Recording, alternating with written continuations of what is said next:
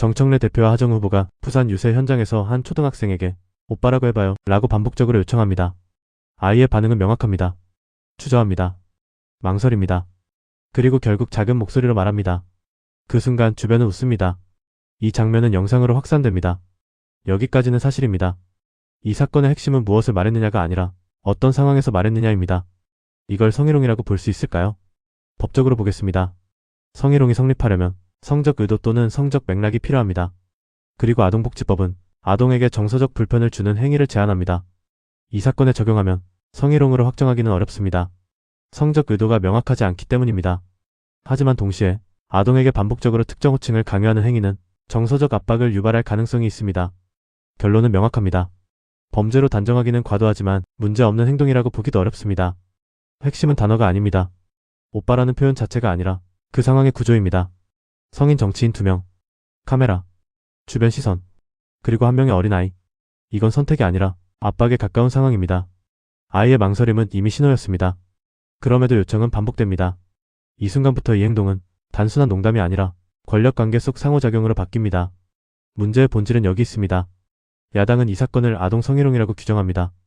이건 법적 판단이 아니라 정치적 프레임입니다. 이 프레임이 강력한 이유는 단순합니다.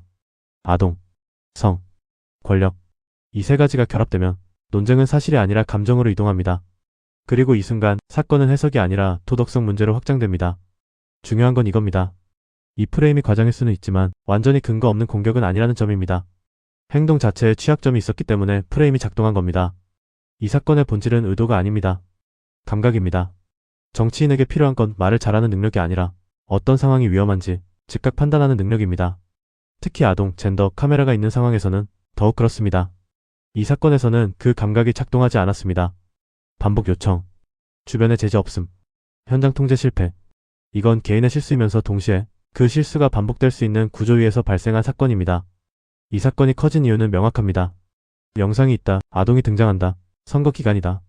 이 세 가지가 결합되면 이슈는 반드시 확산됩니다. 여기에 하나가 더 붙습니다. 지금 사회는 아동과 성 관련 문제에 매우 민감합니다. 결국 이 사건은 특별해서 커진 게 아니라 커질 수밖에 없는 조건을 모두 갖춘 사건이었습니다. 그리고 더 중요한 질문은 왜 이런 말이 자연스럽게 나왔느냐입니다.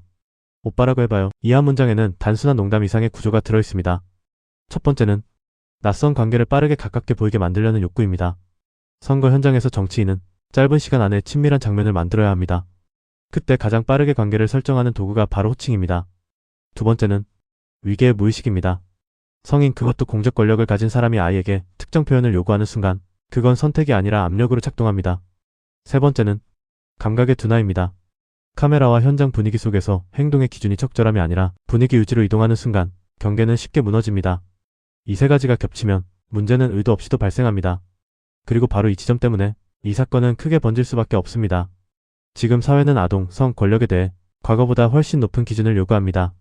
이건 과잉 반응이 아니라 기준이 바뀐 결과입니다. 문제는 사람이 바뀌지 않은 것이 아니라 환경이 바뀌었는데 감각이 따라오지 못한 데 있습니다. 그래서 이 논란의 본질은 한 번의 실수가 아닙니다.